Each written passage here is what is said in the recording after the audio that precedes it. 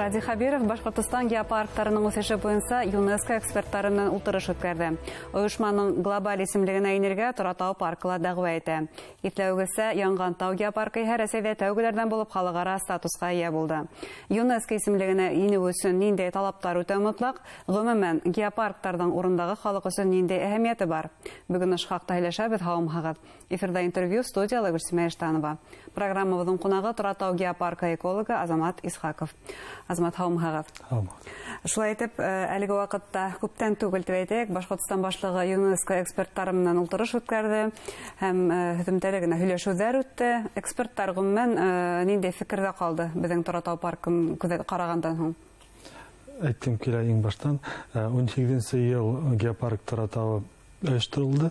Шуннан 2 ел без төрле материаллар едек, галимдар белән бергә геология яктан, биология ягыннан, тарих ягыннан 2 тирәһе объекттар геопаркка керде. Шуннан проект эшләнде, номинационный досье дип атала инде. Ул проект ЮНЕСКОга җибәрелде. И без уларды көтә идек, экспертларды 21 ел, но пандемия булгас, улар килә алмады, әле килеп беттеләр. Улар белән геопарк территориясында йөреп сыктыгыз. Һәм нинди фикерләр? Улар проектты карап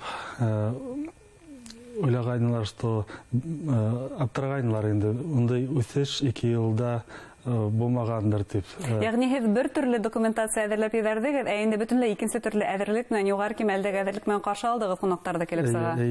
2 елда уже төрле стендлар безнең объектлар буенда эшләнде, визит центр эшләнде, халыклар белән бергә, авылларда төрле сходлар үткәрелде, халык уже белә геопарк оештырылды дигән. Шулай тагы бер тапкыр без тамашачыларга аңлатып китәйек. Геопарк нимә ул һәм гомумән ни өчен оештырыла ул? Геопарк ул 4 критерий бар иде. Геологик объектларны һаклау, мәгариф, фән и халыктың катнашуы. Урындагы халыкның бу хакта белүе һәм әүдем катнашуы димәк. Әүдем катнашуы. Һәм бuna беренче пункт геологик объекттар дигәндән Торатау геопаркына нинди геолог объекттар инде? Объекттар күп. Безнең Башкортстан бик матур республика. Основной это получается шиханы. Төп шихандар инде. Шихандар и төрле мемориаллар, күлләр, елгалар, памятник природы дип әйтәк тә була. Табигать һәйкәлләре. Историк ягыннан төрле объекттар бар, например, Мәләүз районында старый завод тоже как бы объект. Ягъни бу геологик объекттар гына түгел, табигый объекттар гына түгел, ә тарихи ниндидер объекттар да инде кудал. Культура ягыннан да төрле. Мәдәни яктан да. Искә төшереп үтәйек әле, Торатау геопаркы Башкортстандың нинди райондары территориясын алып тора? Бар геопарк территория регионального уровня, дип әйтсәк була инде. Анда ул 4 районда включает: Гафури, Ишимбай, Мәләүз һәм Стартамак районы. И территории, которые подаются на статус ЮНЕСКО.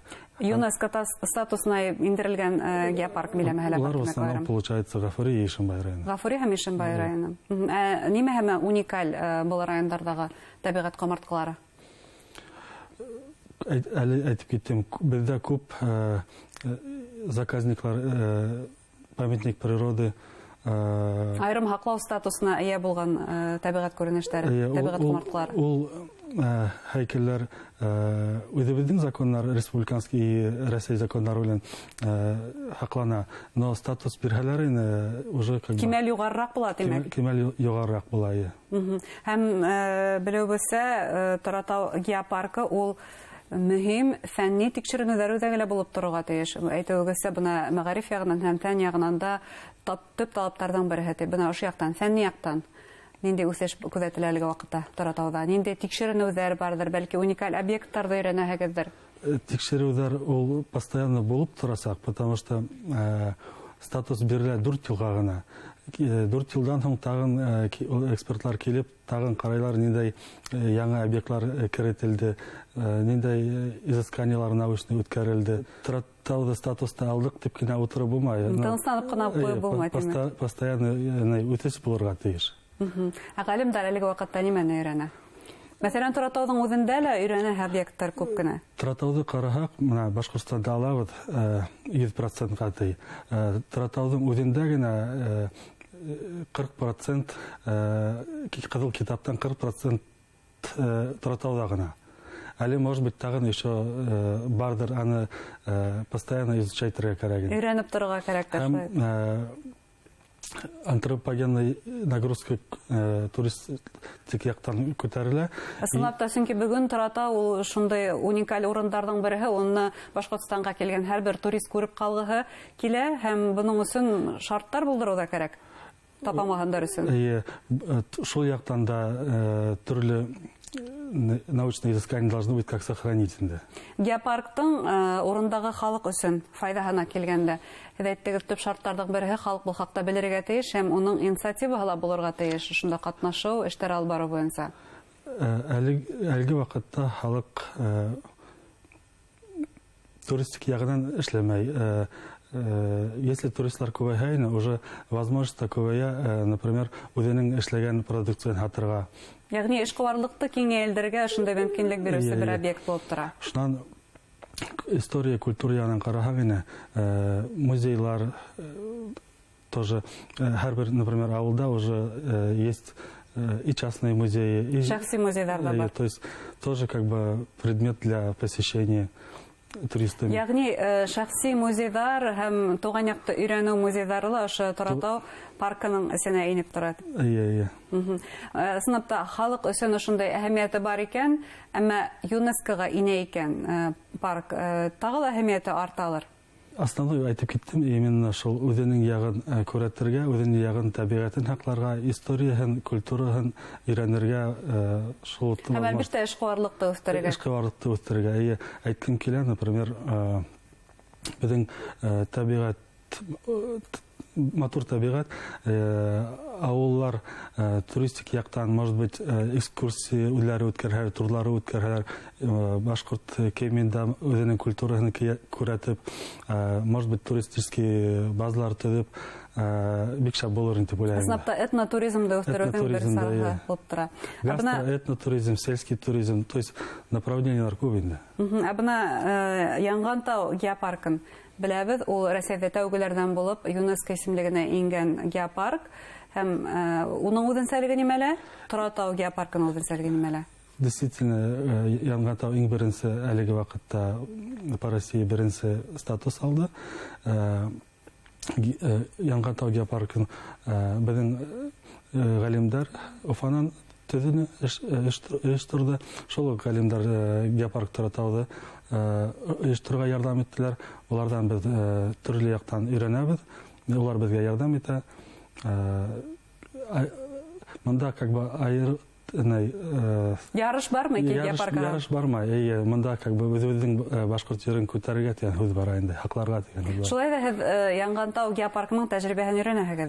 Шул халык менән эшләүдә мәсәлән.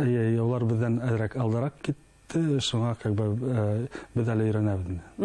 Мәсәлән, халык менән эшләү дигәндә эшкуарлыкты үстерү, туризм менән эшне үстерүдә ниндәй бuna Янгантаудагы проектларны Торатауга күсереп булыр инде, тәкъдим итеп булыр инде халыкка. Идея итеп. Әле, например, улар туристический коворкинг дип астылар. Әле бездә андый юк структура. Например, улар туристический коворкингта грант алдылар, туристический коворкинг эшләнәләр инде. Ягъни грант системаһында инде үзләштерә башладылар.